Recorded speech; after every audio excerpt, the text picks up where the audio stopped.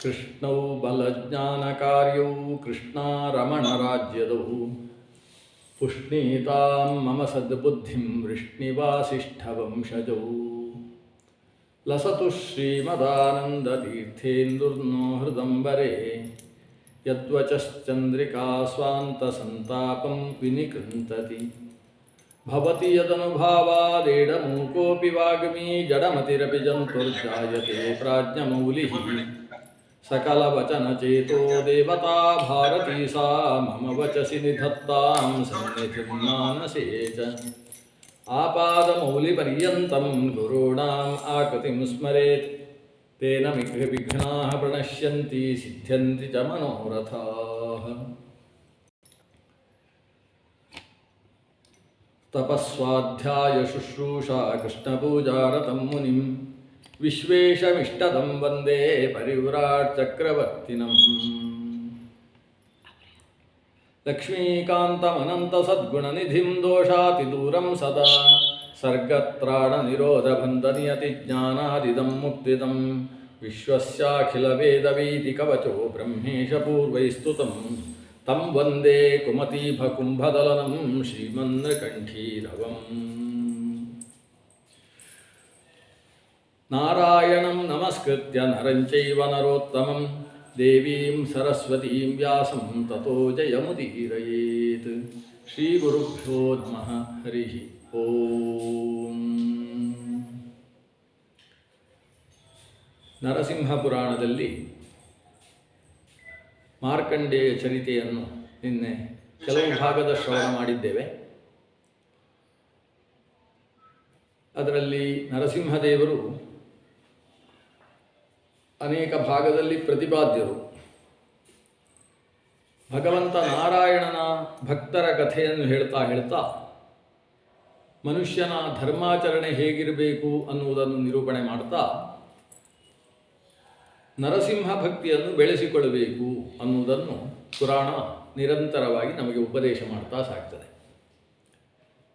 ಮಾರ್ಕಂಡೇಯರು ಅಲ್ಪಾಯುಷ್ಮಂತರಾಗಿ ಆವಿರ್ಭವಿಸಿದವರು ತಮ್ಮ ತಪಸ್ಸಿನ ಕಾರಣದಿಂದಾಗಿ ಭಗವಂತನನ್ನು ಒಲಿಸಿಕೊಂಡು ದೀರ್ಘಾಯುಷ್ಯವನ್ನು ಪಡೆದರು. ಆಮೇಲೆ ಬೇರೆ ಬೇರೆ ಊರುಗಳಲ್ಲಿ ಸಂಚಾರ ಮಾಡಿದರು.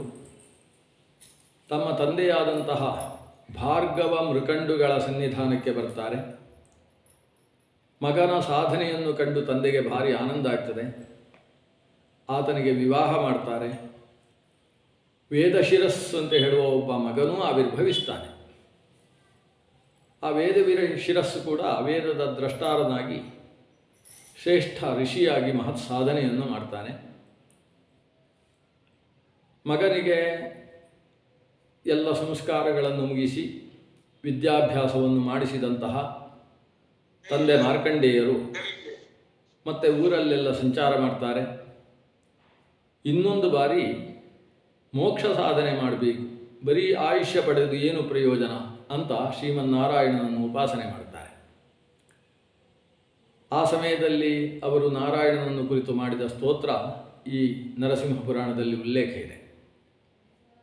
ಜಯ ಜಯ ಜಯ ಜಯ ಅಂತಲೇ ಪ್ರಾರಂಭ ಆಗತಕ್ಕಂತಹ ಸುಮಾರು 25 ಶ್ಲೋಕಗಳು ಮತ್ತು ಗದ್ಯ ಸ್ವರೂಪವಾದ ಭಗವಂತನ ಸ್ತೋತ್ರ, ಬಹಳ ಸುಂದರವಾದಂತಹ ಒಂದು ಭಾಗ. ಅದು ಮಾರ್ಕಂಡೇಯರು ಗದ್ಯ ಪದ್ಯಗಳಿಂದ ಶ್ರೀಮನ್ನಾರಾಯಣನನ್ನು ಸ್ತುತಿಸಿ ನಾರಾಯಣನ ಅನುಗ್ರಹವನ್ನು ಪಡೆದದ್ದು. ಆ ಸ್ತೋತ್ರಗಳಿಂದ ಸಂತುಷ್ಟನಾದ ದೇವನಾರಾಯಣ ಮಾರ್ಕಂಡೇಯ ಮಹರ್ಷಿಗಳಿಗೆ ನನ್ನ ಮೂಲ ಸ್ವರೂಪದ ದರ್ಶನ ಮಾಡಿಸ್ತೇನೆ ಅಂತ ಹೇಳಿ ಅನಂತಾಸನ, ವೈಕುಂಠ ಮತ್ತು ಶ್ವೇತದ್ವೀಪ ಈ 3 ಪ್ರದೇಶಗಳಲ್ಲಿರುವ ಭಗವಂತನ ತ್ರಿಪಾತ್, ತ್ರಿಧಾಮ ಸ್ಥಿತವಾದ ತ್ರಿಪಾತ್ ಅನ್ನುವ ಪುರುಷ ಸ್ವರೂಪವನ್ನು ಇವರಿಗೆ ದರ್ಶನ ಮಾಡಿಸ್ತಾನೆ. ಪ್ರಳಯ ದರ್ಶನವನ್ನು ಕೂಡ ಮಾರ್ಕಂಡೇಯರು ಮಾಡಿ ಭಗವಂತನ ವಿಶಿಷ್ಟವಾದ ಸೃಷ್ಟಿ ಸ್ಥಿತಿ ಪ್ರಳಯ ಶಕ್ತಿ ಅದು ಅಭಿವ್ಯಕ್ತವಾದಾಗ ದರ್ಶನ ಯೋಗ್ಯವಾಗಿದೆ, ಸರ್ವದಾ ಸರ್ವಶಕ್ತಿಯೂ ಭಗವಂತನಲ್ಲಿದೆ ಅನ್ನುವುದನ್ನು ತಾವು ಕಂಡು ಅರ್ಥ ಮಾಡಿಕೊಂಡರು ಅನ್ನುವುದು ಮಾರ್ಕಂಡೇಯರ ಒಂದು ವಿಶಿಷ್ಟವಾದಂತಹ ಸಾಮರ್ಥ್ಯ. ಅದನ್ನು ಮ್ಯೂಟ್ ಮಾಡಬೇಕು. ನಂಗದು ಭಯ ಆಗುತ್ತೆ. ಹಾಂ, ಅದನ್ನು ಮ್ಯೂಟ್ ಮಾಡ್ಕೊಳ್ಬೇಕು, ಅಲ್ಲಿಂದ ಶಬ್ದ ಕೇಳಿಸ್ತಾ ಉಂಟು. ಇಂತಹ ಒಂದು ವಿಶೇಷ ಸಾಧನೆಯನ್ನು ಮಾಡಿರತಕ್ಕಂತಹ ಭಗವದ್ಭಕ್ತರು ಶ್ರೀ ಮಾರ್ಕಂಡೇಯರು ಅವರ ಒಂದು ಕಥೆಯನ್ನು ಅನೇಕ ಅಧ್ಯಾಯಗಳಲ್ಲಿ ನಿರೂಪಿಸಿರುವುದು ಈ ನರಸಿಂಹ ಪುರಾಣದ ಒಂದು ವಿಶೇಷ. ಅದರ ನಂತರದಲ್ಲಿ ಮೃತ್ಯುವನ್ನು ಗೆಲ್ಲುವ ವಿಷಯವನ್ನು ನಿರೂಪಿಸಿದ ಮೇಲೆ ಮೃತ್ಯುವನ್ನು ಗೆಲ್ಲುವ ವಿಷಯವನ್ನು ನಿರೂಪಿಸಿದ ಮೇಲೆ ನಾವು ಪುಣ್ಯ ಸಂಪಾದನೆಯನ್ನು ಮಾಡುವ ಕ್ರಮ ಹೇಗೆ ಅನ್ನುವುದನ್ನು ನಿರೂಪಿಸುವ ಭಾಗ ಪ್ರಾರಂಭ ಆಗ್ತದೆ. ಯಮೀ ಯಮ ಸಂವಾದ ಅಂತ ಒಂದು ಭಾಗ ಇದೆ. ಯಮನ ತಂಗಿ ಯಮಿ, ಆಕೆಯನ್ನೇ ಯಮುನಾ ಅಂತ ಕರೆಯೋದು, ಜೊತೆಗೆ ಯಮ, ಇವರಿಬ್ಬರ ಸಂವಾದ.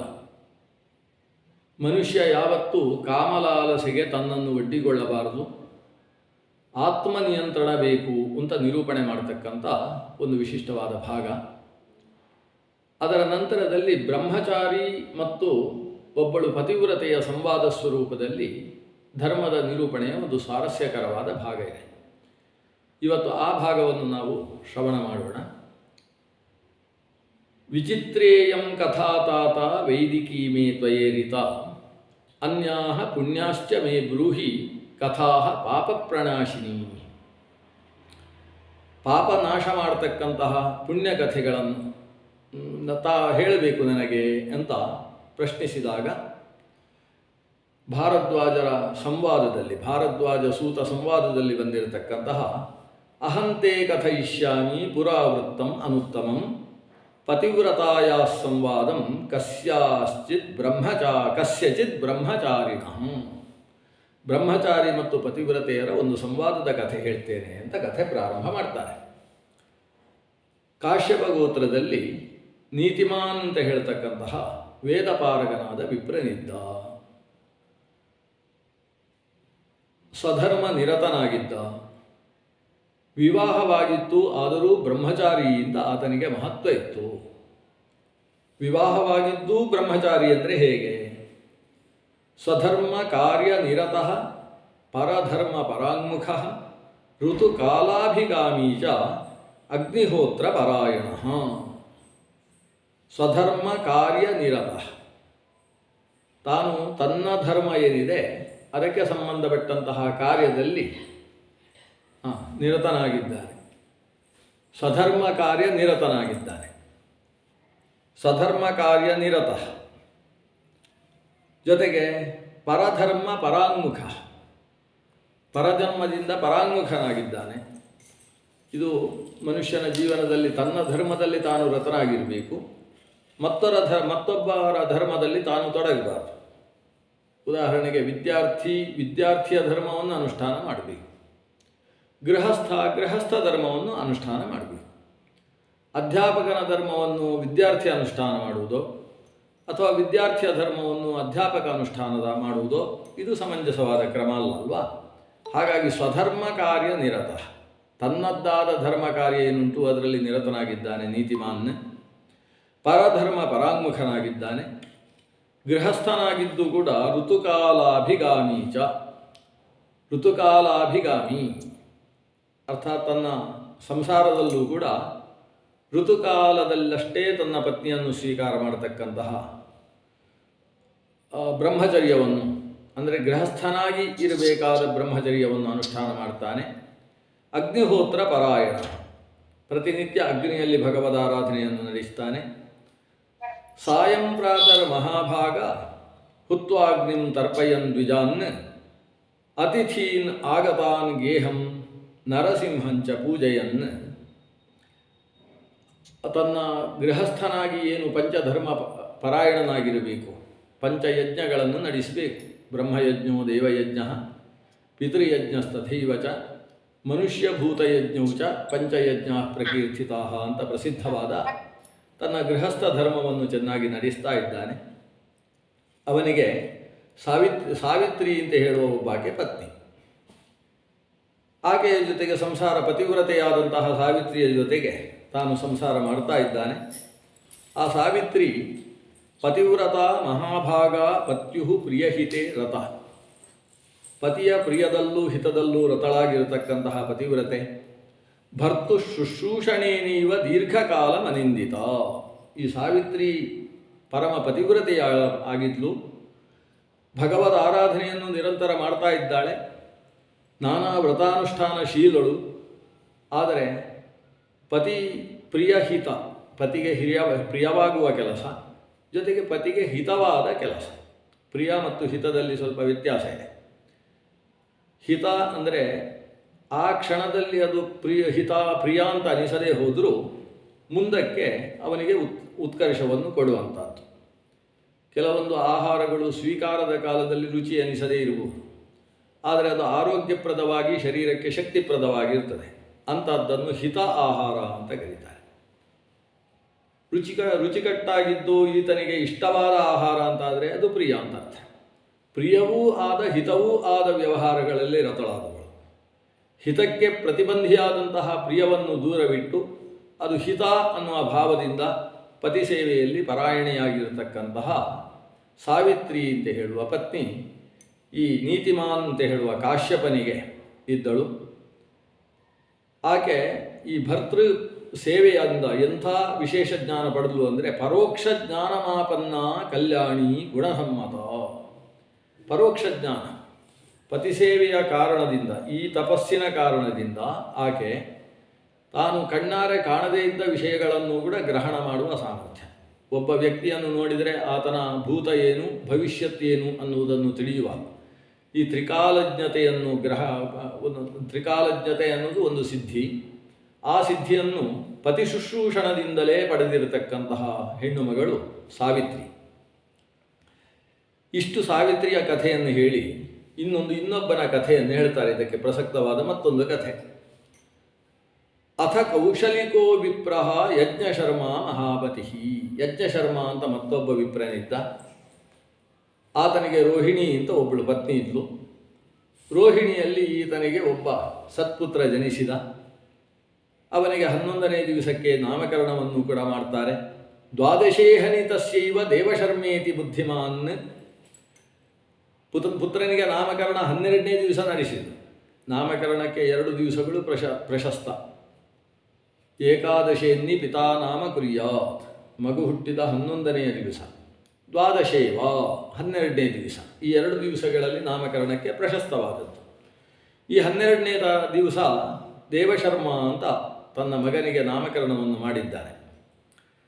3 ತಿಂಗಳಾದ ಮೇಲೆ ಉಪನಿಷ್ಕ್ರಮಣಂ ಚೈವ ಚತುರ್ಥೇ ಮಾಸಿ ಯತ್ನತಃ. 3 ತಿಂಗಳು ದಾಟಿ 4ನೇ ತಿಂಗಳು ನಡೆಯುವಾಗ ಉಪನಿಷ್ಕ್ರಮಣ ಅನ್ನುವ ಒಂದು ವಿಧಾನ, ಮನೆಯಿಂದ ಹೊರಗೆ ದೇವಸ್ಥಾನಕ್ಕೆ ಕರೆದುಕೊಂಡು ಹೋಗುವ ಪ್ರಕ್ರಿಯೆ. ತಥಾನ್ನ ಪ್ರಾಶನಂ ಷಷ್ಠೇ ಮಾಸಿ ಚಕ್ರೇ ಯಥಾವಿಧಿ. 6ನೇ ತಿಂಗಳಲ್ಲಿ ಅನ್ನಪ್ರಾಶನ ವಿಧಾನ. ಹಲ್ಲು ಹುಟ್ಟುವುದಕ್ಕೆ ಸನ್ನದ್ಧವಾದ ಕಾಲದಲ್ಲಿ ಅನ್ನವನ್ನು ಪುಡಿಗುಟ್ಟಿ ಪ್ರಾಶನ ಮಾಡುವುದು. ಪ್ರಾಶನಕ್ಕೂ ಅಶನಕ್ಕೂ ವ್ಯತ್ಯಾಸ ಇದೆ. ಅಶನ ಅಂದರೆ ಹಲ್ಲಿನಲ್ಲಿ ಜಜ್ಜಿ ತಿನ್ನುವಂಥದ್ದಕ್ಕೆ ಅಶನ ಅಂತ ಹೆಸರು. ಹಲ್ಲಿಗೆ ತಾಗದೆ ಅಥವಾ ಹಲ್ಲನ್ನು ಉಪಯೋಗಿಸದೇ ಭಕ್ಷಣ ಮಾಡುವಂಥದ್ದಕ್ಕೆ ಪ್ರಾಶನ ಅಂತ ಹೆಸರು. ಅನ್ನಪ್ರಾಶನ ಅಂದರೆ ಇನ್ನೂ ಹಲ್ಲು ಹುಟ್ಟದೇ ಇರುವ ಕಾಲದಲ್ಲಿ ಮಾಡಿರ್ತಕ್ಕಂತಹ ಅನ್ನಭಕ್ಷಣಕ್ಕೆ ಅನ್ನಪ್ರಾಶನ. ತೀರ್ಥಪ್ರಾಶನದ ಹಾಗೆ ಅನ್ನಪ್ರಾಶನ ಮಾಡುವುದು. ತಥಾನ್ನ ಪ್ರಾಶನಂ ಷಷ್ಠೇ ಮಾಸಿ ಚಕ್ರೇ ಯಥಾವಿಧಿ. ಸಂವತ್ಸರೇ ತತಃ ಪೂರ್ಣೆ ಚೂರ್ಣಾಕರ್ಮ ಚ ಧರ್ಮವಿತ್. ವರ್ಷ ದಾಟಿದ ಮೇಲೆ ಆ ಮಗುವಿಗೆ 3ನೇ ವರ್ಷದಲ್ಲಿ ಚೂಡಾಕರ್ಮ ನಡೆಯಿತು. ಗರ್ಭಾಷ್ಟಮದಲ್ಲಿ ವ್ರತಬಂಧವೂ ನಡೆಯಿತು. ಕೃತ್ವಾ ಗರ್ಭಾಷ್ಟಮೇ ವರ್ಷೇ ವ್ರತಬಂಧಂ ಚಕಾರ ಸಹ. ವ್ರತಬಂಧ ಅಂದರೆ ಹೀಗಿರತಕ್ಕದ್ದು ಅಂತ ನಿರ್ದೇಶನ. ವ್ರತದ ಬಂಧನ ಇದು ಉಪನಯನ ಕಾಲದಲ್ಲಿ ನಡೆಯುವಂಥದ್ದು. ಬ್ರಹ್ಮೋಪದೇಶವನ್ನು ಮಾಡಿ ಆತನಿಗೆ ವೇದತ್ರಯಗಳು ಹೇಗೆ ಹೇಳಿದ್ದಾವೋ ಹಾಗೆಯೇ ಬದುಕತಕ್ಕದ್ದು. ವೇದತ್ರಯೇಣ ಆವೃತೋಸ್ಮೀತಿ ಮನ್ಯೇತ. 3 ವೇದಗಳು ಏನು ಹೇಳ್ತಾವೋ ಹಾಗೇ ನೀನು ನಡಿಬೇಕು ಅಂತ ವೇದೋಕ್ತ ಕರ್ಮ ವಿಧಾನ ಬಂಧನವನ್ನು ಆತನಿಗೆ ಮಾಡಿ ಆಯಿತು. ಇಷ್ಟಾಗಿ ಕೆಲವು ಕಾಲ ಕಳೆಯಿತು. ಕೆಲವೇ ಕಾಲದಲ್ಲಿ ಆತನ ತಂದೆ ತೀರಿಕೊಳ್ತಾರೆ. ದೇವಶರ್ಮನಿಗೆ ತುಂಬ ಬೇಸರ ಆಗ್ತದೆ. ತಾಯಿಯ ದುಃಖ ಜೊತೆಗೆ ತನ್ನ ದುಃಖ ಎರಡೂ ಸೇರಿ ಹೇಗೋ ತಾಯಿಯನ್ನು ಸಮಾಧಾನ ಮಾಡಿದ. ತಾಯಿಯು ಕೂಡ ಮಗನಿಗೋಸ್ಕರ ತನ್ನನ್ನು ಸಮಾಧಾನ ಮಾಡಿಕೊಳ್ತಾಳೆ. ಮಾತ್ರ ಸಹ ಆಸ ದುಃಖೀ ಸಹ ಪಿತರ್ಯುಪರತೆ ಸುತಃ ಧೈರ್ಯಮಾಸ್ಥಾಯ ಮೇಧಾವಿ ಸಾಧುವಿ ಪ್ರೇರಿತ ಪುನಃ ಪ್ರೇತ ಕಾರ್ಯಾಣಿ ಕೃತ್ವಾತು ದೇವಶರ್ಮ ಗತಸ್ಸುತಃ. ಏನಾಯಿತು? ತಂದೆ ಮೃತನಾದ ಮೇಲೆ ತಂದೆಗೆ ಸಂಬಂಧಪಟ್ಟಂತಹ ಔರ್ಧ್ವದೈಹಿಕ ವಿಧಾನಗಳನ್ನೆಲ್ಲ ತಾನು ನಡೆಸಿದ. ಅಷ್ಟನ್ನೂ ನಡೆಸಿದ ಮೇಲೆ ತನಗೆ ಮನೆಯಲ್ಲೇ ಇರುವುದಕ್ಕೆ ಯಾಕೋ ಇಷ್ಟ ಆಗಲಿಲ್ಲ. ಅನೇಕ ಸನ್ಯಾಸಿಗಳು ಬೇರೆ ಆತನ ಸಂಪರ್ಕಕ್ಕೆ ಸಿಕ್ಕಿದರು. ಅವರ ಪ್ರೇರಣೆಯನ್ನು ಪಡೆದ ಈತ ವಿರಕ್ತನಾದ. ಅಮ್ಮನನ್ನು ಬಿಟ್ಟು ತಾನು ಕ್ಷೇತ್ರಯಾತ್ರೆಗೆ ಆ ಸನ್ಯಾಸಿಗಳ ಜೊತೆ ಸೇರಿಕೊಂಡು ಕ್ಷೇತ್ರಯಾತ್ರೆ ಗಂಗಾದಿಷು ಸುತೀರ್ಥೇಶು ಸ್ನಾನಂ ಕೃತ್ವಾ ಯಥಾವಿಧಿ. ಗಂಗಾದಿ ತೀರ್ಥಗಳಲ್ಲಿ ತಾನು ಸ್ನಾನ ಪ್ರಾರಂಭಿಸಿದ. ಅಷ್ಟೇ ಅಲ್ಲ, ತನ್ನ ತಂದೆಯನ್ನು ನೆನೆಸಿಕೊಂಡು ಅಲ್ಲಿ ಬೇರೆ ವಿಹಿತವಾದ ತೀರ್ಥವಿಧಿಗಳನ್ನೆಲ್ಲ ಗಂಗಾದಿಷು ಸುತೀರ್ಥೇಶು ಸ್ನಾನಂ ಕೃತ್ವಾ ಯಥಾವಿಧಿ ಪ್ರೇತ ಕಾರ್ಯಾಣಿ ಕೃತ್ವಾತು. ಅಲ್ಲಿ ಮತ್ತೆ ಪಿತೃಕಾರ್ಯಾಣಿ ಕೃತ್ವಾತು ದೇವಶರ್ಮ ಗತಸ್ಸುತಃ. ಪಿತೃಕಾರ್ಯಗಳನ್ನು ಅಲ್ಲೂ ಕೂಡ ನಡೆಸಿಕೊಂಡು ಸಾಗಿದ. ಭಿಕ್ಷಾಟನೆ ಮಾಡ್ತಾ ತನ್ನ ಜೀವನವನ್ನು ನಡೆಸ್ತಾ ಇದ್ದಾನೆ. ಇತ್ತ ಮನೆಯಲ್ಲಿ ತಾಯಿ ಒಬ್ಬಳೇ ಇದ್ದಾಳೆ. ಅದು ಕೂಡ ಮೃತ ಭರ್ತೃಕೆ. ತುಂಬ ಕಷ್ಟ. ಮೃತೇ ಭರ್ತರಿ ತನ್ನ ಮಾತ ಪುತ್ರೇ ಪ್ರಭುರಜಿತೆ ತಥಾ ದುಃಖಾತ್ ದುಃಖಮನುಪ್ರಾಪ್ತ ನಿಯತಂ ರಕ್ಷಕಂ ವಿನಾ. ತನಗೆ ರಕ್ಷಕರೇ ಇಲ್ಲ. ಆದ್ದರಿಂದ ಸಿಕ್ಕಾಪಟ್ಟೆ ಕಷ್ಟದಲ್ಲಿ ತನ್ನ ಜೀವನವನ್ನು, ತನ್ನ ಪಾತಿವ್ರತ್ಯವನ್ನು ಪಾಲನೆ ಮಾಡಿಕೊಂಡು ವಿಧವೆಯಾದಂತಹ ಆಕೆ ಜೀವನ ನಡೆಸ್ತಾ ಇದ್ದಾಳೆ. ಈತ ಕ್ಷೇತ್ರದಿಂದ ಕ್ಷೇತ್ರಕ್ಕೆ ಸಂಚಾರ ಮಾಡಿಕೊಂಡು ಸಿಕ್ಕಾಪಟ್ಟೆ ಕರ್ಮಗಳು ಅವರ ಜೊತೆಗೆ ಭಾಗವತಾದಿ ವಿಧಾನಗಳನ್ನು ಶ್ರವಣ ಮಾಡ್ತಾ ಸಾಕ್ತಾ ಇದ್ದಾನೆ. ಈ ರೀತಿ ಇವರ ಜೀವನ ನಡೆದಿದೆ. ಅಷ್ಟೇ ಅಲ್ಲದೆ ಎಲ್ಲಿ ಅವಕಾಶ ಸಿಗ್ತದೆ ಅಂತಲ್ಲಿ ಈತ ಮಂತ್ರ ಜಪಾನುಷ್ಠಾನ ಮಾಡಿ ಮಂತ್ರಸಿದ್ಧಿಯನ್ನು ಸಂಪಾದಿಸಿಕೊಳ್ಳುವುದು, ತಪಸ್ಸು ಮಾಡುವುದು, ಇದೆಲ್ಲ ನಡೀತಾ ಇದೆ.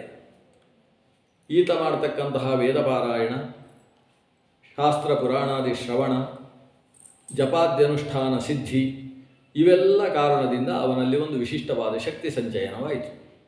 ಅದು ಎಂಥ ಶಕ್ತಿ ಅವನಲ್ಲಿ ಸೇರಿತು ಅನ್ನುವುದಕ್ಕೆ ಒಂದು ದೃಷ್ಟಾಂತ ಕಥೆ. ಒಂದು ಬಾರಿ ಆತ ಒಂದು ನದಿ ತೀರದಲ್ಲಿ ತಿರುಗಾಡ್ತಾ ಬಂದಿದ್ದಾನೆ. ಯಾವ ಊರಿಗೆ ಬಂದಿದ್ದಾನೆ? ಹಿಂದೆ ಸಾವಿತ್ರಿ ಈತ ಒಬ್ಬಳು ಹೆಣ್ಣು ಮಗಳ ಪತಿವ್ರತೆಯ ಕಥೆ ಹೇಳಿದರು. ಪರೋಕ್ಷ ಜ್ಞಾನವನ್ನು ಹೊಂದಿದಂತಹ ಸಾವಿತ್ರಿ, ಆಕೆಯ ಊರಿಗೆ ಈತ ಬರ್ತಾನೆ. ಆ ಊರಿನಲ್ಲಿ ಒಂದು ನದಿ. ಆ ನದಿಯಲ್ಲಿ ಸ್ನಾನ ಮಾಡಿ ಈತ ಸಂಧ್ಯಾವಂದನ ಅನುಷ್ಠಾನ ಮಾಡ್ತಾ ಇದ್ದಾನೆ. ತನ್ನ ಬಟ್ಟೆಯನ್ನು ತೀರದಲ್ಲಿರತಕ್ಕಂಥ ಕಲ್ಲಿನ ಮೇಲೆ ಒಣಗುವುದಕ್ಕೆ ಹಾಕಿದ್ದಾನೆ. ಆ ಒಣಗುವುದಕ್ಕೆ ಹಾಕಿದಂತಹ ಬಟ್ಟೆಯ ಮೇಲೆ 2 ಹಕ್ಕಿಗಳು ಬಂದುವಂತೆ. ಒಂದು ನೀರಿನಲ್ಲಿದ್ದಂತಹ ಬಲಾಕ ಅಂತ ಹೇಳುವ ಹಕ್ಕಿ. ಬಲಾಕ ಅಂದರೆ ಕೊಕ್ಕರೆಯ ಹಾಗೆ ಇರತಕ್ಕಂಥ ಬೆಳ್ಳಕ್ಕಿ. ಮತ್ತೊಂದು ಕಪ್ಪಾದಂತಹ ಕಾಗೆ. ಒಂದು ಮೇಲೆ ಆಕಾಶದಲ್ಲಿ ಹಾರಾಡುವಂತಹ ಕಾಗೆ, ಮತ್ತೊಂದು ನೀರಿನಲ್ಲಿ ಸಂಚಾರ ಮಾಡತಕ್ಕಂಥ ಬೆಳ್ಳಕ್ಕಿ. ಇವೆರಡೂ ಕೂಡ ಕಾಕೋ ಬಲಾಕ ತದ್ವಸ್ತ್ರಂ ಪ್ರತಿಗೃಹ್ಯಾಶು ಜಗ್ಮತುಹು. ಇವನು ಒಣಗುವುದಕ್ಕೆ ಹಾಕಿದಂತಹ ಬಟ್ಟೆಗೆ ಬಂದು ಒಂದು ಕಾಗೆ, ಇನ್ನೊಂದು ಬೆಳ್ಳಕ್ಕಿ ಎರಡು ಸೇರಿ ಅದನ್ನು ಎತ್ತಿಕೊಂಡುವಂತೆ ಆ ಕಡೆ ಈ ಕಡೆ ಅದರಲ್ಲಿ ಆಟ ಆಡುವುದಕ್ಕೆ, ಎಳೆದಾಡುವುದಕ್ಕೆ ಪ್ರಾರಂಭಿಸಿದ. ಇದನ್ನು ಇವ ನೋಡಿ ಶೂ ಅಂತ ಅದನ್ನು ಓಡಿಸಿದ. ಸ್ವಲ್ಪ ನೀರು ಹಿಡ್ಕೊಂಡು ಅದಕ್ಕೆ ಬಿಸಾಡಿದ. ಯಾವಾಗ ತೌ ದೃಷ್ಟ ಭರ್ತ್ಸಯಾಮಾಸ ದೇವಶರ್ಮ ತಥೋ ದ್ವಿಜ, ಅದಕ್ಕೆ ಬೈದ. ಆವಾಗ ಆ 2 ಹಕ್ಕಿಗಳೇನು ಮಾಡಿದವು? ವಿಷ್ಟಾಂ ಉತ್ಸೃಜ್ಯ ವಸ್ತ್ರೇತು ಜಗ್ಮತುಸ್ತಸ್ಯ ಭರ್ತ್ಸನಾತ್.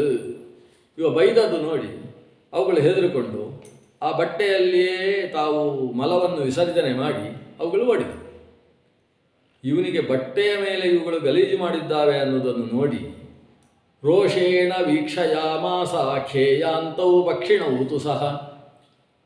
ಆಕಾಶಕ್ಕೆ ನೆಗೆದಂತಹ 2 ಪಕ್ಷಿಗಳನ್ನು ಕೂಡ ಸಿಟ್ಟಿನಿಂದ ನೋಡಿದಂತೆ. ನೋಡಿದ್ದೇ ತಡ ತದ್ರೋಷವನ್ನಿನ ದಗ್ಧೌ ಭೂಮ್ಯಾಂ ನಿಪತಿತೌ ಖಗೌ. ಆ 2 ಖಗಗಳು ಕೂಡ ಇವನ ರೋಷಾಗ್ನಿಯಿಂದ ದಗ್ಧಗಳಾಗಿ ಭೂಮಿಯಲ್ಲಿ ಬಿದ್ದು ಹೋದವು. ಇದು ನೋಡಿ ಇವನಿಗೆ ನಿಜವಾಗಿ ಬೇಸರ ಆಗಬೇಕಿತ್ತು. ನನ್ನ ಈ ಕೋಪದಿಂದ 2 ಹಕ್ಕಿಗಳು ಸತ್ತು ಹೋದುವಲ್ಲ ಅಂತ ಬೇಸರ ಆಗಬೇಕಿತ್ತು. ಆದರೆ ಇವನಿಗೆ ವಿಶಿಷ್ಟವಾದ ಖುಷಿ ಆಯ್ತಂತೆ. ತಪಸ ನಮಯ ಕಶ್ಚಿತ್ ಸದೃಶೋಸ್ತಿ ಮಹೀತಲೆ. ಎಂಥ ಶಕ್ತಿ ಬಂದಿದೆ ನನಗೆ, ನಾನು ಕೋಪದಿಂದ ಅವುಗಳನ್ನು ನೋಡಿದ್ದಕ್ಕೆ ಅವುಗಳು ಸುಟ್ಟು ಹೋದವು ಅಂದರೆ ನನಗೆ ಸದೃಶನಾದ ತಪಸ್ವಿಯೇ ಮತ್ತೊಬ್ಬ ಇಲ್ಲ ಅಂತ ಅಹಂಕಾರ ಬಂತು. ಎಷ್ಟೇ ಅಹಂಕಾರ ಬರಲಿ, ಅವನಿಗೆ ಹೊಟ್ಟೆಗೆ ಊಟ ಅಂತ ಆಗಬೇಕಾ? ಮಧ್ಯಾಹ್ನದ ಹೊತ್ತಾದಾಗ ಮನೆ ಬೀದಿಗಳಲ್ಲೆಲ್ಲ ಅವರವರ ಮನೆಯಲ್ಲಿ ಅಡಿಗೆ ಆಗಿರತಕ್ಕಂತಹ ಕಾಲ ಪ್ರಸಕ್ತವಾಯಿತು. ಭಿಕ್ಷೆ ಬೇಡುವುದಕ್ಕೆ ಅಂತ ನಾನು ಹೊರಟ ಮಧ್ಯಾಹ್ನದ ಹೊಟ್ಟೆ ತುಂಬಿಸುವ ಕೆಲಸಕ್ಕೆ. ಅಟನ್ ಬ್ರಾಹ್ಮಣಗೇಹೇಷು ಬ್ರಹ್ಮಚಾರಿ ತಪಸ್ಮಯೀ ಪ್ರವಿಷ್ಟಸ್ತದೃಹಂ ವತ್ಸ ಗೃಹೇ ಯತ್ರ ಪತಿವ್ರತ. ಹಿಂದೆ ಹೇಳಿದ ಕಲ್ಯಾಣಿ ಅಂತಕ್ಕಂತಹ ಸಾವಿತ್ರಿ ಅಂತ ಹೇಳುವ ಪತಿವ್ರತೆ ಯಾವ ಮನೆಯಲ್ಲಿದ್ದಾಳೋ ಆ ಸಾವಿತ್ರಿ ಇದ್ದ ಮನೆಗೆ ಈತ ಬಂದ, ಭಿಕ್ಷೆಯನ್ನು ಬೇಡ್ತಾ ಆ ಮನೆಗೆ ಬಂದ. ವಾಗ್ಯತಾ ಪೂರ್ವವಿಜ್ಞಾಯ ಭರ್ತು ಕೃತ್ವಾ ಅನುಶಾಸನಂ. ಅವಳು ತಂ ದೃಷ್ಟ ವಾಚ್ಯಮಾನಾಪಿತೇನ ಭಿಕ್ಷಾಮತಿ ವ್ರತ. ಅವನು ಬಂದದ್ದನ್ನು ಇವಳು ನೋಡಿದ್ದಾಳೆ. ಅವ ಹೇಳ್ತಾ ಇದ್ದಾನೆ ನನಗೆ ಭಿಕ್ಷೆ ಬೇಕು ಅಂತ ಹೇಳಿ. ಈಕೆ ಕೈಯಲ್ಲಿ ಸನ್ನೆ ಮಾಡಿದ್ದಾಳೆ, ಸ್ವಲ್ಪ ಕೂತುಕೋ ಅಂತ ಹೇಳಿ ತನ್ನ ಮನೆ ಪತಿ ಸೇವೆ ಅದನ್ನೆಲ್ಲ ಮಾಡ್ತಾ ಕೂತು. ವಾಗ್ಯತ ಏನು ಮಾತಾಡ್ತಾ ಇಲ್ಲ ಆತನ ಹತ್ರ. ಸನ್ನೆ ಮಾಡಿದ್ದಾಳೆ, ಸ್ವಲ್ಪ ಕೂತುಕೋ ಆಮೇಲೆ ಕೊಡ್ತೇನೆ, ಅವಸರ ಏನು ಅಂತೇಳಿ. ತಾನು ತನ್ನ ಪತಿಯ ಕಾರ್ಯಗಳು ಈಗ ಅವಶ್ಯ ನಡೆಯಬೇಕಾದದ್ದೇನಿದೆ, ಭರ್ತು ಕೃತ್ವಾನುಶಾಸನಂ, ಭರ್ತೃವಿನ ಆದೇಶದ ಪ್ರಕಾರ ಏನು ಮನೆ ಕೆಲಸಗಳಾಗಬೇಕು ಅದನ್ನೆಲ್ಲ ಮಾಡಿ ಎಲ್ಲದ ಭರ್ತೃವನ್ನು ಮತ್ತೆ ಕುರ್ಚಿಯಲ್ಲಿ ಗೂಡಿಸಿ ಕ್ಷಾಲಯ ಮಾಸ ತತ್ಪಾದವು ಭೂಯ ಉಷ್ಣೇನ ವಾರಿಣ. ಬಿಸಿ ನೀರು ತಂದು ಈ ಭಿಕ್ಷೆಗೋಸ್ಕರ ಬಂದಂತಹ ಯತಿಯ ಆಗಿರುವ ಬ್ರಹ್ಮಚಾರಿಯ ಪಾದ ಪ್ರಕ್ಷಾಲನೆಯನ್ನು ಮಾಡಿ ಆಶ್ವಾಸ್ಯ ಸ್ವಪತಿಂ ಸಾತು ಭಿಕ್ಷಾಂ ದಾತುಂ ಪ್ರಚಕ್ರಮೇ. ತನ್ನ ಪತಿಯ ಪಾದವನ್ನು ಪ್ರಕ್ಷಾಲನೆ ಮಾಡಿದ ನಂತರ ಪತಿಯನ್ನು ಉಪಚರಿಸಿ, ಅಂದರೆ ಈ ಕಥೆಯನ್ನು ಸ್ವಲ್ಪ ಬೇರೆ ಪುರಾಣದಲ್ಲಿ ನೋಡ್ತೇವೆ ನಾವು. ಈತ ಭಿಕ್ಷೆಗೋಸ್ಕರ ಬಂದ ಕಾಲದಲ್ಲೇ ಆಕೆಯ ಪತಿಯೂ ಕೂಡ ಆಗಮಿಸಿದ್ದಾನೆ. ಆಗಮಿಸಿದ ಪತಿಯ ಸೇವೆಯಲ್ಲಿ ಆಕೆ ನಿರತಳಾಗಿದ್ದಾಳೆ. ಆತನ ಪಾದ ಪ್ರಕ್ಷಾಲನೆ ಮಾಡಿ ಬೇಕಾದ ಉಪಚಾರಗಳನ್ನು, ಅಪೇಕ್ಷಿತವಾದಂತಹ ಪಾನೀಯಾದಿಗಳನ್ನು ಕೊಟ್ಟು ಆಸನದಲ್ಲಿ ಕೂಡಿಸಿ ಸ್ವಲ್ಪ ವಿಶ್ರಮಿಸಿ ಅಂತ ಅವರಿಗೆ ಹೇಳಿ ತಾನು ಬಂದಂತಹ ಭಿಕ್ಷುವಿಗೆ ಭಿಕ್ಷೆ ಕೊಡುವುದಕ್ಕೆ ಅಂತ ಭಿಕ್ಷಾಂ ದಾತುಂ ಪ್ರಚಕ್ರಮೇ. ಭಿಕ್ಷೆ ಕೊಡುವುದಕ್ಕೆ ಬಂದರೆ ಇವನಿಗೆ ಕೋಪ ನೆತ್ತಿಗೇರಿಯಾಗಿದೆ. ತತಃ ಕ್ರೋಧೇನ ರಕ್ತಾಕ್ಷಃ ಬ್ರಹ್ಮಚಾರಿ ಪತಿವ್ರತಾಂ ದಗ್ಧು ಕಾಮಃ ತಪೋ ವೀರ್ಯಾತ್ ಪುನಃ ಪುನಃ ಉದೀಕ್ಷತ. ಈತ ಕಣ್ಣು ಕೆಂಪು ಮಾಡಿಕೊಂಡು ತಪಸ್ಮಯಿ, ತಪಸ್ಸಿನಿಂದ ಉಂಟಾದ ಅಹಂಕಾರದ ಜೊತೆಗೆ ಈಕೆಯನ್ನೇ ಸುಟ್ಟು ಬಿಡಬೇಕು ಅಂತ ಮತ್ತೆ ಮತ್ತೆ ನೋಡಿದ.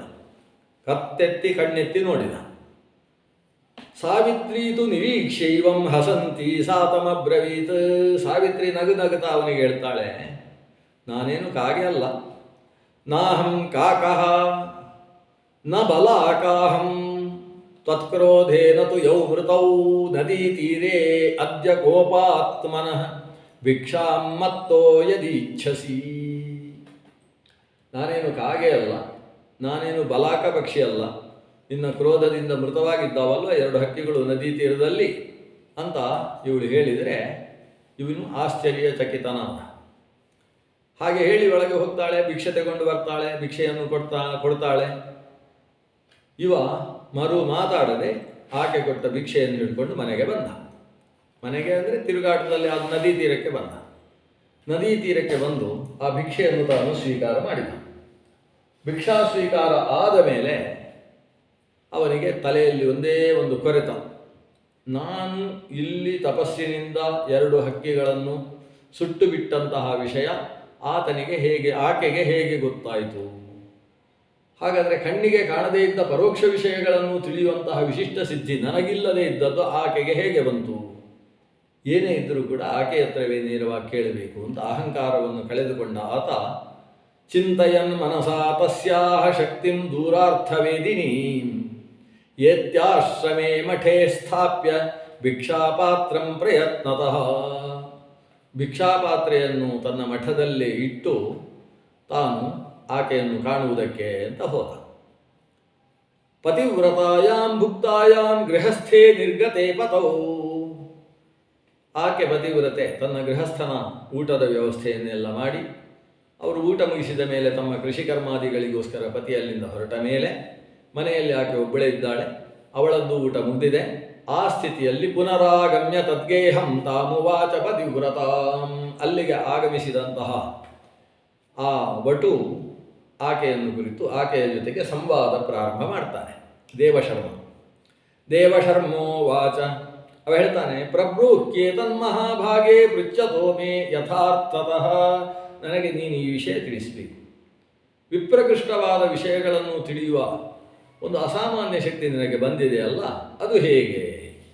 ಅವಳು ಹೇಳ್ತಾಳೆ, ಇದನ್ನು ಸ್ವಲ್ಪ ಗಮನ ಇಟ್ಟು ನೀನು ಕೇಳಬೇಕು. ನನಗೆ ಈ ಶಕ್ತಿ ಬಂದದ್ದು ನನ್ನ ಧರ್ಮವನ್ನು ನಾನು ಪಾಲಿಸಿದ್ರಿಂದ.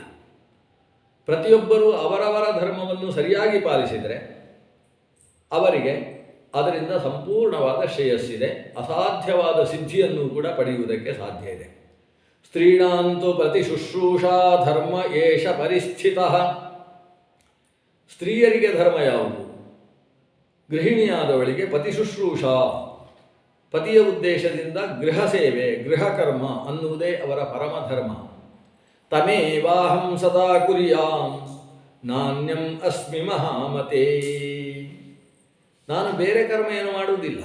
ನಾನೇನಿದ್ರೂ ಕೂಡ ಪತಿಶುಶ್ರೂಷೆಗೆ ಪ್ರಾಧಾನ್ಯವನ್ನು ಕೊಟ್ಟು ಅದಕ್ಕೆ ಪ್ರತಿಬಂಧಕವಾಗದೇ ಇರುವ ರೀತಿಯಲ್ಲಿ ಉಳಿದ ಕರ್ಮದಲ್ಲಿ ತೊಡಗ್ತೇನೆಯೇ ಹೊರತು ಪ್ರಥಮ ಆದ್ಯತೆ ಇರತಕ್ಕಂಥದ್ದೇ ನನಗೆ ಗೃಹಕರ್ಮ, ಪತಿಕರ್ಮ. ದಿವಾರಾತ್ರಂ ಅಸಂದಿಗ್ಧಂ ಶ್ರದ್ಧೆಯ ಪರಿತೋಷಣಂ ಕುರುವಂತ್ಯ ಮಮ ಸಂಭೂತಂ ವಿಪ್ರಕೃಷ್ಟಾರ್ಥ ದರ್ಶನಂ. ಈ ರೀತಿ ಹಗಲು ರಾತ್ರಿ ಮಾಡತಕ್ಕಂತಹ ನನ್ನ ಸೇವೆಯ ಬಲದಿಂದ ನನಗೆ ದೂರದಲ್ಲಿ ನಡೆಯತಕ್ಕಂತಹ ವಿಷಯವು ಕಾಣಿಸುವಂತಹ ಒಂದು ವಿಶಿಷ್ಟ ಸಿದ್ಧಿ ಪ್ರಾಪ್ತವಾಗಿದೆ. ಇನ್ನೊಂದು ವಿಷಯ ನಿನಗೆ ಹೇಳಲ್ಲ ಅಂತ ಈ ಸಿಕ್ಕಿದ ಅವಕಾಶವನ್ನು ಆಕೆ ಉಪಯೋಗಿಸಿಕೊಳ್ತಾಳೆ. ಅವಳು ಹೇಳ್ತಾಳೆ, ನೀನು ಕೇಳುವುದಾದರೆ ಅನ್ಯಚ್ಛತ್ರೇ ಪ್ರವಕ್ಷ್ಯಾಮಿ ನಿಬೋಧತ್ವಂ ಯದಿ ಇಚ್ಛಸಿ. ನೀನು ಬಯಸುವುದಾದರೆ ಒಂದು ವಿಷಯ ಹೇಳ್ತೇನೆ, ಕೇಳು. ನಿನಗೆ ಬೇಸರ ಆಗ್ಬೋದು, ಆದರೆ ನಾನು ಹೇಳಬೇಕಾದನು. ಏನದು? ನಿನ್ನ ತಂದೆ ಯಾಯಾವರ ಮಾಡಿಕೊಂಡು ಬದುಕಿದ್ದವರು, ಅಂಥವರು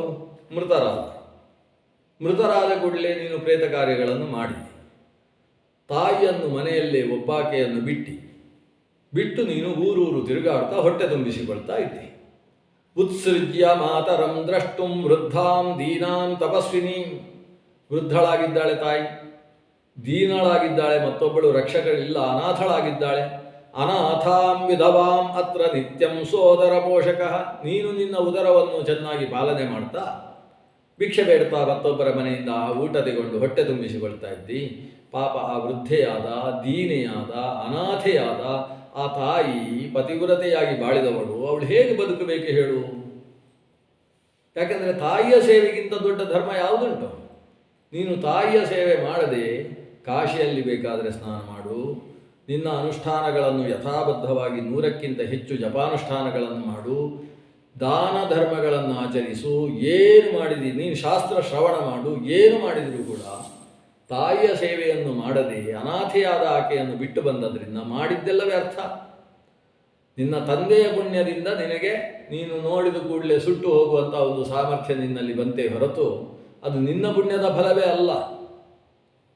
ಯಯಾ ಗರ್ಭೇ ಧೃತ ಪೂರ್ವಂ ಪಾಲಿತೋ ಲಾಲಿತಸ್ತಯ ತಾಂ ತ್ಯಕ್ವಾ ವಿಪಿನೇ ಧರ್ಮಂ ಚರನ್ ವಿಪ್ರನ ಲಜ್ಜಸೇ. ಯಾವ ತಾಯಿ ನಿನ್ನನ್ನು ಗರ್ಭದಲ್ಲಿ ಧರಿಸಿ ಹುಟ್ಟಿದಂತಹ ಮಗುವನ್ನು ಪೂರ್ತಿ ಪಾಲನೆ ಮಾಡ್ತಾ ಹಾಲು ಕೊಟ್ಟು ಬೆಳೆಸಿ ಆಮೇಲೆ ಲಾಲನೆ ಮಾಡಿ ಬುದ್ಧಿಯನ್ನು ಹೇಳಿ ಬೆಳೆಸಿದ್ದಾಳೋ ಅಂತಹ ತಾಯಿಯನ್ನು ಗೊಂಡಾರಣ್ಯದಲ್ಲಿ ಬಿಟ್ಟು ಅವಳ ಊಟಕ್ಕೆ ಏನು ಗತಿ ಅನ್ನುವುದನ್ನು ವಿಚಾರ ಮಾಡದೆ ನೀನು ಹೀಗೆ ಊರೆಲ್ಲ ಸುತ್ತಾಡಿಕೊಂಡು ನಾಚಿಕೆ ಆಗುವುದಿಲ್ಲ ನಿನಗೆ? ಚರನು ವಿಪ್ರ ನ ಲಜ್ಜಸೆ, ಏನು ಲಜ್ಜೆ ಆಗುವುದಿಲ್ವ ನಿನಗೆ? ಯಯಾತವ ಕೃತಂ ಬ್ರಹ್ಮನ್ ಬಾಲ್ಯೇ ಮಲನಿಕೃಂತನ. ನೀನು ಮಾಡಿದಂತಹ ಹೊಲಸನ್ನೆಲ್ಲ ತೆಗೆದು ನಿನ್ನ ಶರೀರವನ್ನು ಶುದ್ಧ ಮಾಡಿ ಸ್ನಾನ ಮಾಡಿಸಿ ನಿನಗೆ ಬೇಕಾದ ಅಂಗಲೇಪನಗಳನ್ನು ಮಾಡಿ ತಂದೆಯ ಹತ್ತಿರಕ್ಕೆ ಕಳಿಸ್ತಾ ಇದ್ದಂತಹ ತಾಯಿ ದುಃಖಿತಾಂ ತಾಂ ಗೃಹೇ ತ್ಯಕ್ತ್ವಾ ಕಿಂ ಭವೇದ್ ವಿಪಿನೇ ಅಟತಃ.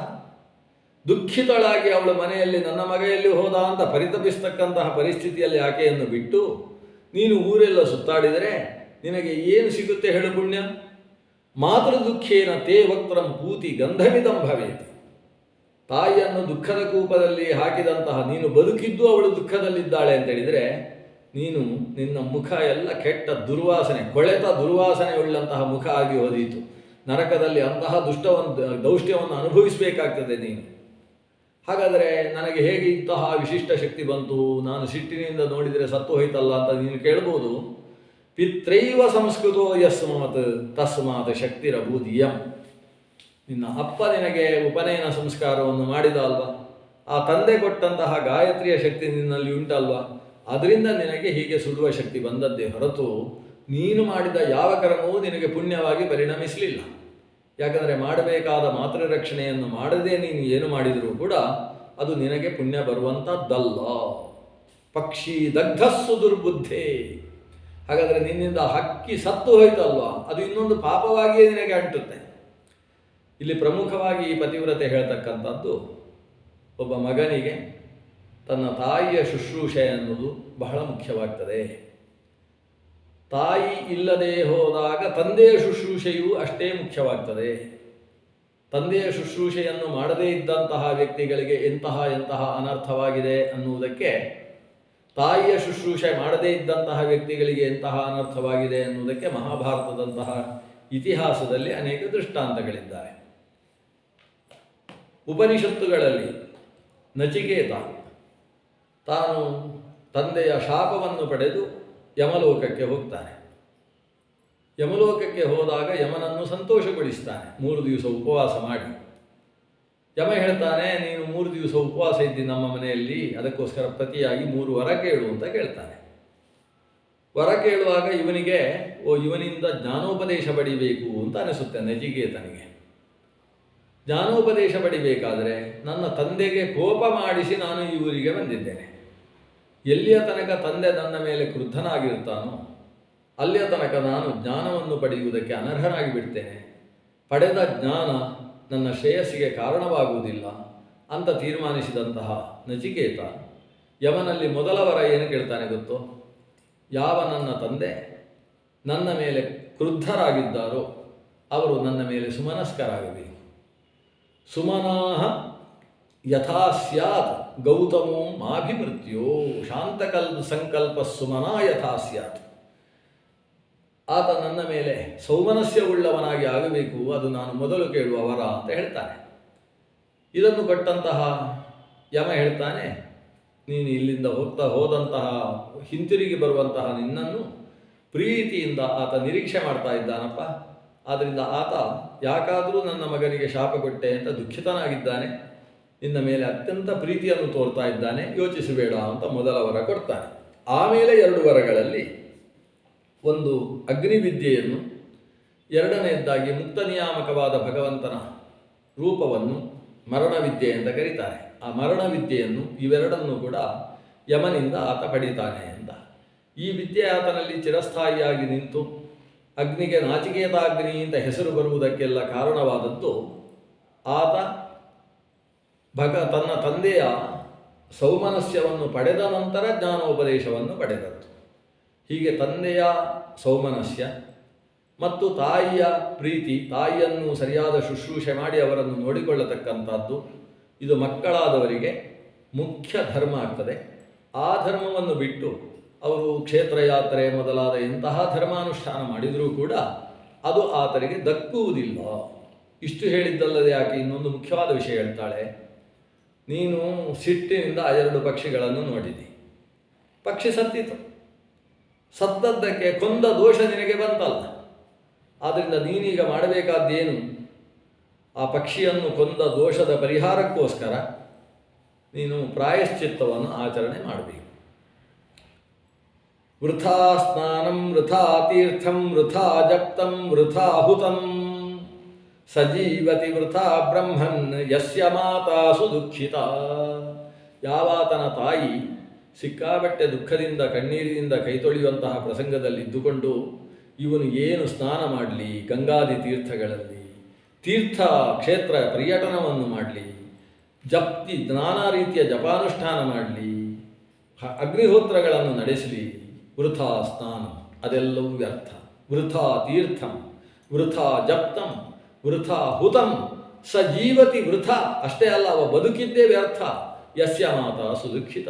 ಆದ್ದರಿಂದ ತಾಯಿಯನ್ನು ದುಃಖದ ಕೂಪದಲ್ಲಿ ಬಿಸುಟು ನೀನು ಏನು ಸಾಧನೆ ಮಾಡಿದರೂ ವ್ಯರ್ಥ. ಯೋ ರಕ್ಷೇತ್ ಸತತಂ ಭಕ್ತ್ಯ ಮಾತರಂ ಮಾತೃವತ್ಸಲಃ ತಸ್ಯೇಹ ಅನುಷ್ಠಿತಂ ಸರ್ವಂ ಫಲಂಚಾಮುತ್ರಚೇಹಿ.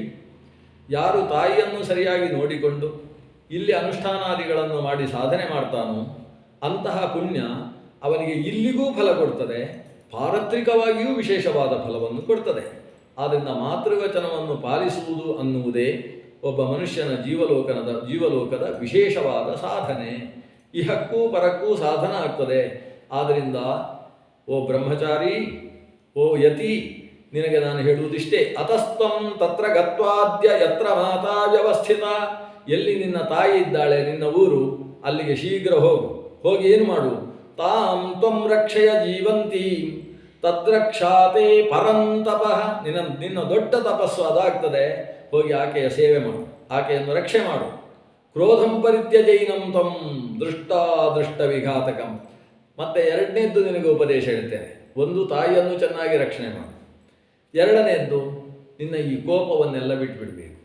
ಯಾಕಂದರೆ ಕೋಪದಿಂದ ನೀನು ಎಷ್ಟು ಮಾಡಿದರೂ ಕೂಡ ಆ ಕೋಪದ ಕಾರಣದಿಂದ ಇದ್ದದ್ದೆಲ್ಲ ಭಸ್ಮವಾಗಿ ಹೋಗ್ತಾ ಇರ್ತದೆ. ಇಷ್ಟಂ ಜಪ್ತಂ ಹುತಂ ದತ್ತಂ ಕ್ರೋಧಿತಸ್ಯ ವೃಷಾ ಭವೇತ್.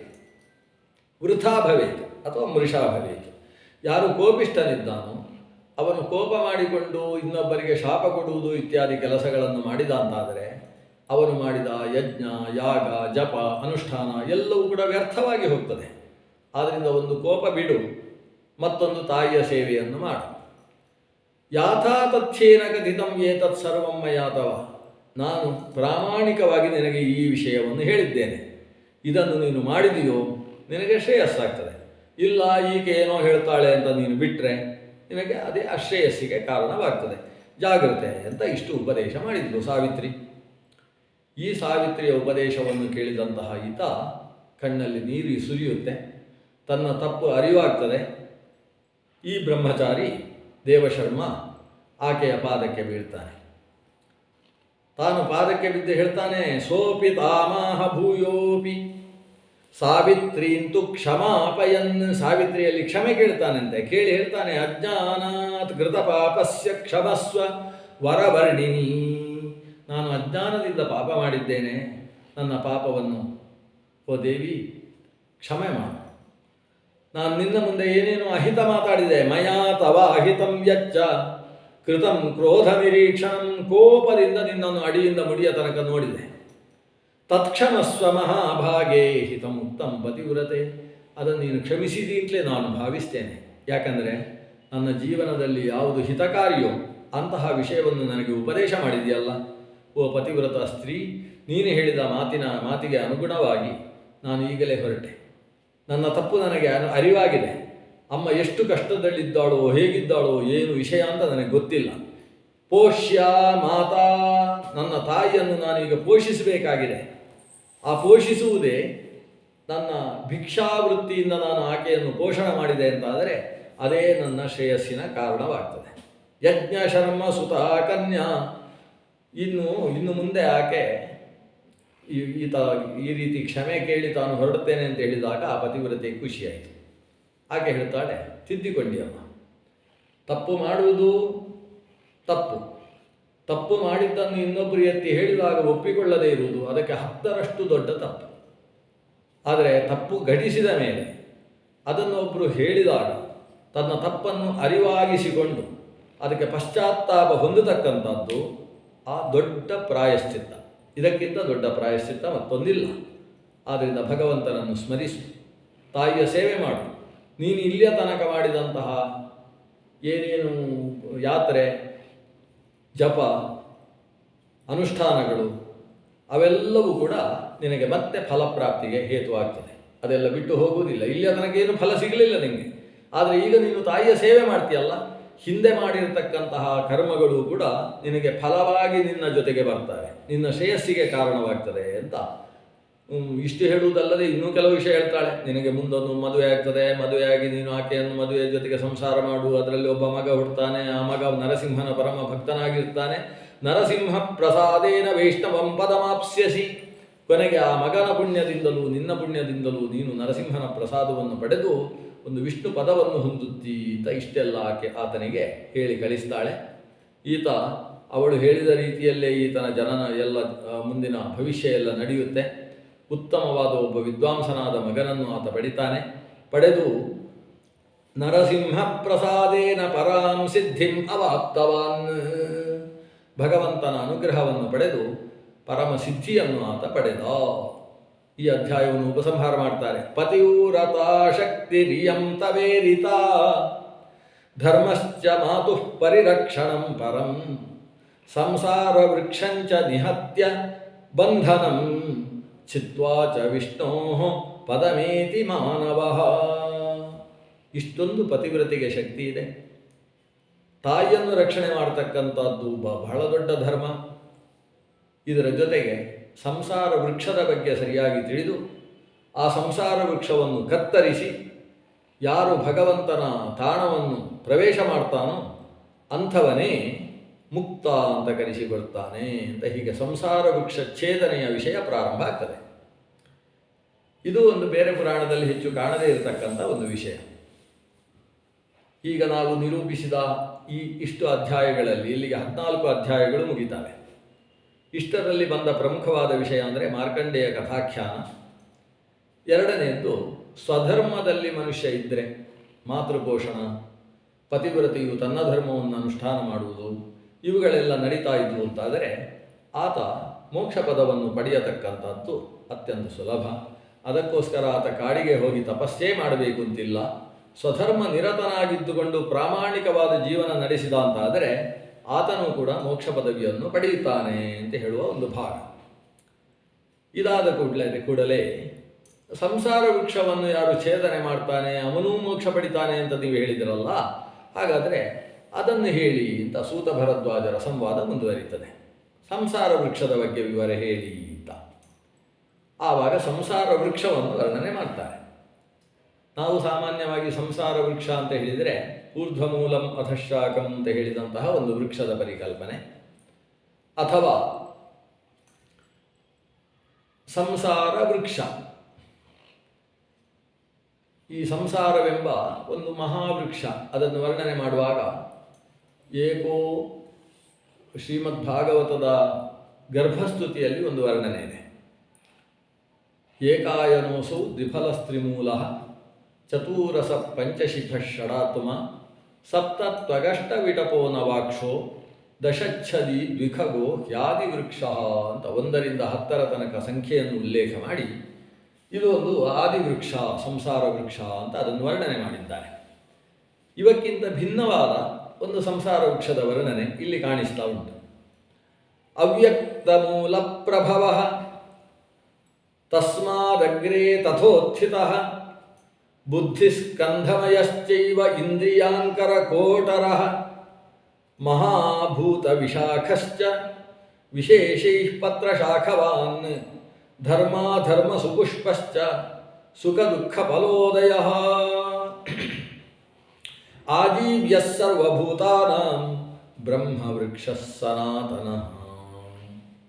ಸಂಸಾರ ವೃಕ್ಷವನ್ನು ಸನಾತನ ವೃಕ್ಷ ಅಂತ ಕರೀತಾರೆ, ಬ್ರಹ್ಮವೃಕ್ಷ ಅಂತ ಕರೀತಾರೆ.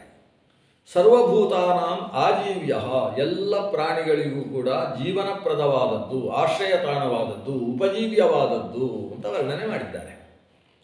ಸನಾತನ ಯಾಕೆ ಸಂಸಾರ ವೃಕ್ಷ? ವಸ್ತುತಃ ಸಂಸಾರ ವೃಕ್ಷ ಛೇದಕ್ಕೋಸ್ಕರ ನಾವು ಹೊರಡುವ, ಸಂಸಾರ ವೃಕ್ಷವನ್ನು ಕತ್ತರಿಸಬೇಕು. ಆದರೆ ಅದು ಸನಾತನ ಹೇಗೆ? ಅದು ಪ್ರವಾಹತಃ ಅನಾದ್ಯನಂತ ಅಂತ ಅರ್ಥ. ಯಾವಾಗ ಪ್ರಾರಂಭ ಆಯಿತು ಅಂತ ಗೊತ್ತಿಲ್ಲ, ಯಾವತ್ತಿಗೂ ಮುಗಿಯುವುದಿಲ್ಲ. ಒಬ್ಬ ಸಂಸಾರಿ ತನ್ನ ಸಂಸಾರ ಛೇದ ಮಾಡಿ ಮೋಕ್ಷವನ್ನು ಪಡೆದ ಅಂತಾದರೆ ಮತ್ತೆ ಸಂಸಾರಿಗಳ ರಾಶಿ ಇದ್ದೇ ಇರ್ತದೆ. ಅನಂತ ಜನಕ್ಕೆ ಮೋಕ್ಷ ಬಂದರೂ ಕೂಡ ಅನಂತ ಜನ ಸಂಸಾರಿಗಳಾಗಿ ಇದ್ದೇ ಇರ್ತಾರೆ. ಯಾಕಂದರೆ ಜೀವಗಳು ಅನಂತ, ಸಂಸಾರಿಗಳು ಅನಂತ, ಮುಕ್ತ ಜೀವರೂ ಅನಂತ. ಆದ್ದರಿಂದ ಈ ಸಂಸಾರ ಚಕ್ರ ನಿರಂತರ ನಡೀತಾ ಇರ್ತದೆ ಅನ್ನುವ ಕಾರಣದಿಂದ ಅದು ಪ್ರವಾಹತಃ ಅನಂತ. ಹರಿಯುವ ಗಂಗೆಯ ನೀರು ಈಗಿದ್ದದ್ದು ಮುಂದಿನ ಕ್ಷಣದಲ್ಲಿ ಇರುವುದಿಲ್ಲ. ಆದರೆ ಗಂಗೆಯ ನೀರು ಯಾವತ್ತೂ ಖಾಲಿ ಆಗುವುದಿಲ್ಲ. ಹೊಸ ಹೊಸ ನೀರು, ಪ್ರವಾಹ ಅನ್ನುವುದು ಅನಂತವಾಗಿದೆ ಹೇಗೋ ಹಾಗೆ ಇಲ್ಲಿ ಸಂಸಾರ ಸನಾತನ ವೃಕ್ಷ ಅಂತ ಇದನ್ನು ಕರೆಯುವುದು. ಇದನ್ನು ಬ್ರಹ್ಮವೃಕ್ಷ ಅಂತ ಯಾಕೆ ಕರೆದದ್ದು? ಪ್ರಪಂಚದಲ್ಲಿ ಬ್ರಹ್ಮವೃಕ್ಷ ಅಂತ ಹೇಳಿದರೆ ಪಾಲಾಶ, ಅಶ್ವತ್ಥ, ವಟ ಇವೆಲ್ಲ ಬ್ರಹ್ಮವೃಕ್ಷಗಳು, ಅಂದರೆ ಭಗವತ್ಪ್ರಿಯವಾದಂತಹ ವೃಕ್ಷಗಳು. ಯಾಜ್ಞೀಯ ವೃಕ್ಷ ಅಂತ ಇನ್ನೊಂದು ಶಬ್ದದಿಂದ ಕರೀತಾರೆ. ಇಲ್ಲಿ ಸಂಸಾರ ವೃಕ್ಷವನ್ನು ಕೂಡ ವಟವೃಕ್ಷ ಅಂತ ವ್ಯವಹಾರ ಮಾಡುವುದು, ಅಥವಾ ಅಶ್ವತ್ಥ ವೃಕ್ಷ, ಅಶ್ವತ್ಥಂ ಪ್ರಾಹುರವ್ಯಯಂ ಅಂತ ಹೇಳಿದ ಹಾಗೆ ಅಶ್ವತ್ಥ ವೃಕ್ಷ ಅಂತ ವರ್ಣನೆ ಮಾಡ್ತಾರೆ. ವಟ ಮತ್ತು ಅಶ್ವತ್ಥಗಳು ಬ್ರಹ್ಮವೃಕ್ಷವಾದದ್ದರಿಂದ ಅದರಂತೆ ಈ ಸಂಸಾರ ವೃಕ್ಷ ಇದೆ ಎನ್ನುವ ಕಾರಣದಿಂದ ಅದನ್ನು ಬ್ರಹ್ಮವೃಕ್ಷ ಅಂತ ಕರೆಯುವುದು. ವಟವೃಕ್ಷದ ವಿಶೇಷತೆ ಏನು? ಅದು ಬೀಳಲುಗಳನ್ನು ಬಿಡುತ್ತದೆ. ಆ ಬೀಳಲುಗಳು ನೆಲಕ್ಕೆ ತಾಗಿ ಅದು ಆ ವೃಕ್ಷದ ಒಂದು ಕಾಂಡದಂತೆ ಪರಿಣಮಿಸಿ ಬೇರು ಬಿಟ್ಟು ಆ ವೃಕ್ಷ ಇನ್ನಷ್ಟು ವ್ಯಾಪಿಸ್ತಾ ದೊಡ್ಡ ಆಲದ ಮರ ಆಗ್ತದೆ. ಹೀಗೆ ಅದು ವಿಸ್ತಾರವಾಗಿ ಪಸರಿಸುವುದಕ್ಕೆ ಅದರ ಬೀಳಲುಗಳು ಕಾರಣವಾಗ್ತವೆ. ಈ ಸಂಸಾರ ವೃಕ್ಷವೂ ಕೂಡ ಹಾಗೆ ಸಾಮಾನ್ಯ ಎಕ್ಕೆಯ ಮರದ ಹಾಗೆ ಸಂಕ್ಷಿಪ್ತವಾಗಿ ಬೆಳೆಯುವ ಕ್ರಮ ಇಲ್ಲ. ಅದು ಮತ್ತೆ ಮತ್ತೆ ಹೊಸ ಹೊಸ ಬೀಳಲುಗಳನ್ನು ಬಿಟ್ಟು ಅಲ್ಲಿ ಬೇರನ್ನು ಬೆಳೆಸಿಕೊಂಡು ದೊಡ್ಡ ವೃಕ್ಷವಾಗಿ ಬೆಳೆಯುತ್ತದೆ. ವಂಶವೃಕ್ಷಗಳು ಬೆಳೀತಾ ಹೋಗ್ತವೆ. ಹುಟ್ಟಿದಂಥ ಹೆಣ್ಣು ಮಕ್ಕಳನ್ನು ಒಂದು ಕಡೆಗೆ ಮದುವೆ ಮಾಡಿಕೊಟ್ಟಿತು ಅಂತಾದರೆ ತನ್ನ ಬೇರು ಆ ಕಡೆಯೂ ಬಿಡುವುದಕ್ಕೆ ಪ್ರಾರಂಭ ಆಗ್ತದೆ. ಹೀಗೆ ಹೊಸ ಹೊಸ ಬೀಳಲುಗಳಿಂದ ವಿಸ್ತಾರಗೊಳ್ಳುವ ವಟವೃಕ್ಷ ಬ್ರಹ್ಮವೃಕ್ಷ ಹೇಗೋ ಹಾಗೆ ಸಂಸಾರ ವೃಕ್ಷವು ಕೂಡ ವಟವೃಕ್ಷದ ಹಾಗಿದೆ ಅನ್ನುವ ಕಾರಣದಿಂದ ಇದನ್ನು ಬ್ರಹ್ಮವೃಕ್ಷ ಅಂತ ಇಲ್ಲಿ ವರ್ಣಿಸಿದ್ದಾರೆ. ಎರಡನೆಯದು ಬ್ರಹ್ಮವೃಕ್ಷ ಅಂದರೆ ಅಶ್ವತ್ಥ. ಅಶ್ವತ್ಥ ವೃಕ್ಷ ಅದು ಚಂಚಲ. ಚಿಕ್ಕ ಗಾಳಿ ಬೀಸಿದರೂ ಕೂಡ ಅದು ಅಲುಗಾಡುತ್ತದೆ. ಇದು ಯಾವುದೂ ಅಲುಗಾಡದೆ ಹೋದರೂ ವೃಕ್ಷದ ಎಲೆಯಲ್ಲಿರುವ ಬಾಲವಾದರೂ ಅಲುಗಾಡ್ತಾ ಇರ್ತದೆ. ನಿರಂತರ ಚಂಚಲಶೀಲವಾದ್ರಿಂದಲೇ ಅಶ್ವವತ್ ತಿಷ್ಠತೀತಿ ಅಶ್ವತ್ಥ ಅಂತ ವೃಕ್ಷಕ್ಕೆ ಅಶ್ವದಂತೆ ಚಂಚಲವಾದದ್ದು ಎಂಬ ಕಾರಣದಿಂದಲೇ ಅಶ್ವತ್ಥ ಅಂತ ಆ ವೃಕ್ಷವನ್ನು ಕರೆದಿದ್ದಾರೆ. ನಮ್ಮ ಸಂಸಾರವೂ ಕೂಡ ಅಶ್ವತ್ಥ. ನಾಳೆ ಇರುತ್ತದೆ ಅಂತ ನಿಶ್ಚಯ ಇಲ್ಲ. ಶ್ವಃ ತಿಷ್ಠತೀತಿ ನಾಸ್ತಿ ವಿಶ್ವಾಸ. ಶ್ವತ್ಥ ಅನ್ನುವುದಕ್ಕೆ ವಿಶ್ವಾಸ ಇಲ್ಲಆದ್ದರಿಂದ ಇದು ಅಶ್ವತ್ಥ.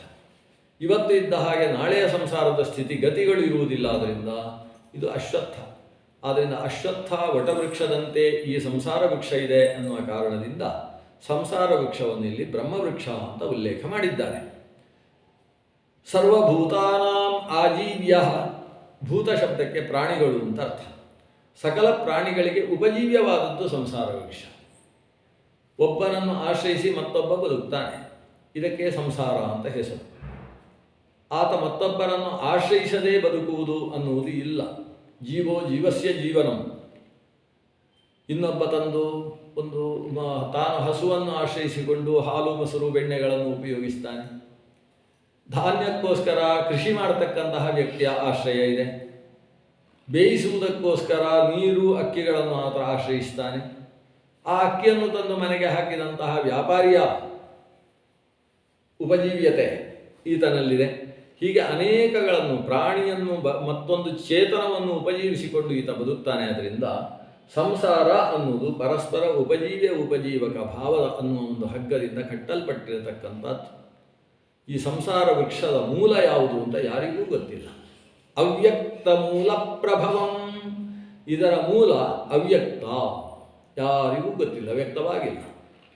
ಅವ್ಯಕ್ತ ಅಂದರೆ ಪ್ರಕೃತಿ. ಅವ್ಯಕ್ತ ತತ್ವ ಅಂತ ಕರಿತೇವೆ ಪ್ರಕೃತಿಯನ್ನು. ಮಾಯೆ ಅಂತ ಅದಕ್ಕೆ ಮತ್ತೊಂದು ಹೆಸರು. ಮಾಯಾಂತು ಪ್ರಕೃತಿಂ ವಿದ್ಯಾತ್. ಈ ಅವ್ಯಕ್ತವೆನಿಸಿದಂತಹ ಮಾಯೆಯೇ ಈ ಸಂಸಾರ ವೃಕ್ಷದ ಮೂಲ. ಆ ಮಾಯಾ ಅನಿಸಿದ ಭಗವದ್ ಇಚ್ಛೆ, ಭಗವನ್ಮೋಹಕ ಶಕ್ತಿ, ಆ ಮಾಯಾ ಅನಿಸಿದ ಅವಿದ್ಯೆ, ಇದು ಅವ್ಯಕ್ತವಾದದ್ದು, ಅದೇ ಮೂಲವಾದದ್ದು. ಆ ಮೂಲದಿಂದ ಪ್ರಭೂತವಾಗಿರತಕ್ಕಂಥದ್ದು ಈ ಸಂಸಾರ ವೃಕ್ಷ. ಅದು ಅಡಿಯಲ್ಲಿ ಹೇಗೆ ಬೆಳೆದಿದೆಯೋ ಹಾಗೆಯೇ ಮೇಲೆಯೂ ಅಗ್ರೇ ತಥಾ ಉತ್ಥಿತ. ಅಡಿಯಲ್ಲೂ ಬೆಳೀತದೆ, ಮೇಲೂ ಬೆಳೀತದೆ. ಸಾಮಾನ್ಯವಾಗಿ ನಮಗೆ ವೃಕ್ಷದ ಅಡಿ ಅರ್ಥವಾಗುವುದಿಲ್ಲ, ಮೇಲಿದ್ದೆಲ್ಲ ಕಾಣಿಸ್ತದೆ. ದೀರ್ಘಕಾಲದಿಂದ ಬೆಳೆದಂತಹ ಅಶ್ವತ್ಥಾದಿ ವೃಕ್ಷಗಳು ಅದು ಮೇಲೆ ಎಷ್ಟು ದೊಡ್ಡದಾಗಿ ವಿಸ್ತಾರವಾಗಿ ಹರಡಿಕೊಂಡಿರ್ತಾವೋ ಅದರ ಬೇರು ಕೂಡ ಭೂಮಿಯ ಒಳಗೆ ಅದೇ ರೀತಿ ವಿಸ್ತಾರವಾಗಿ ಹರಡಿರ್ತದೆ ಅನ್ನುವ ಕಾರಣದಿಂದ ವೃಕ್ಷವನ್ನು ಊರ್ಧ್ವಮೂಲಂ ಅಂತ ಕರೆಯುವುದು ಅಂತಿದೆ. ಅಂದರೆ ಮೂಲ ಊರ್ಧ್ವವಾದಾಗ ಈಗ ಊರ್ಧ್ವದಲ್ಲಿ ಏನು ಕಾಣಿಸುತ್ತೋ ಅದೆಲ್ಲ ಮೂಲದಲ್ಲೂ ಅಷ್ಟೇ ಇದೆ ಅಂತ ಅರ್ಥ. ಅಂತಹ ವೃಕ್ಷ.